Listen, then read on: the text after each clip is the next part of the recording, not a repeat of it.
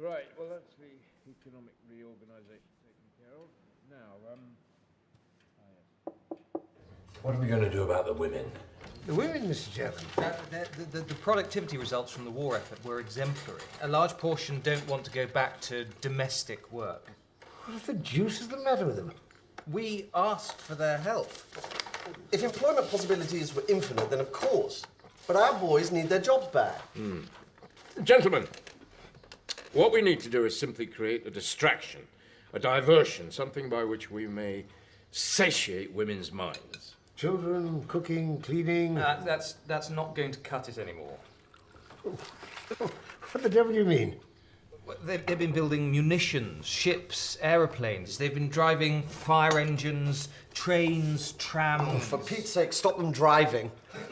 Even Margaret here drove an ambulance on the front. I expect the poor chaps were near death, eh, Margaret? Couldn't have done them any harm. Women have been employed as mechanics and police officers. It's jolly good for them, but upstairs are screaming for a return to form. May I just... Thank you, Margaret. I'm really parched. If the girls don't go home, who'll look after the children? They can't have their offspring running through the streets like vermin. Men could look after them. Then we'll stand by and watch the infant mortality rate skyrocket, shall we? Domestic disorders so gauche. If the women don't go home... Men will starve in the streets. The whisperings are getting louder. Some are demanding to be paid the same. Indeed, it's shocking. Perhaps we should encourage some sort of healthy domestic competition. Whose sheets are the whitest? Divide and conquer. If we let them celebrate amongst themselves, then we are fucked. I really must Sorry, a little trench talk. What if we were to refocus on the value of femininity? Who is the fairest of them all? Some of those women's rag periodicals involved, I think, well, they'd be very good at creating some sort of flummoxing white noise. Ham up all that business with makeup and hair. That should keep them busy. After all, hair is perpetually growing. It's about creating a proper preoccupation. If women can be seasoned to think there is something invariably wrong with themselves, whether it be their size, whether it be their sartorial sense, whether it be their... My sister mentioned weight once.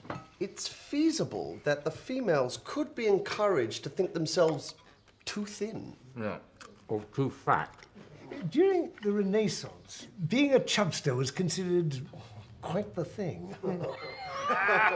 If we advocate being really thin, it will help with rationing. Creeping Christ, civilized society will go to the dogs. And what about men's weight? Oh, Lord Gilroy, the women folk aren't as strong, physically, mentally. And they won't be if they're not bloody encouraged to eat. Forgive me, gentlemen, but I fear no woman of sound mind would deem the absurd notion of being thin worthy of a second thought.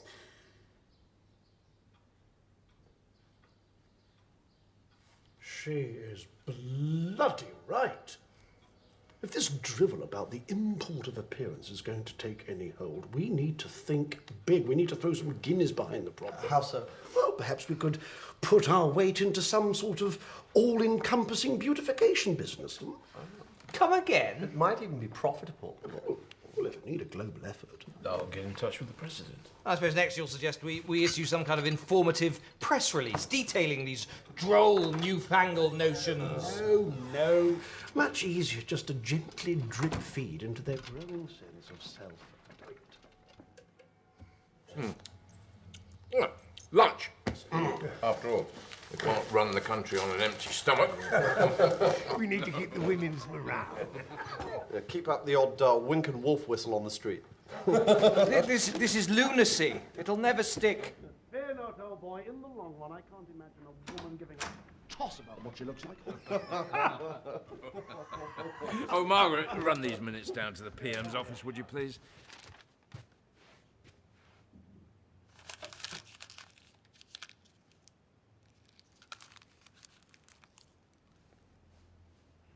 Margaret? Margaret!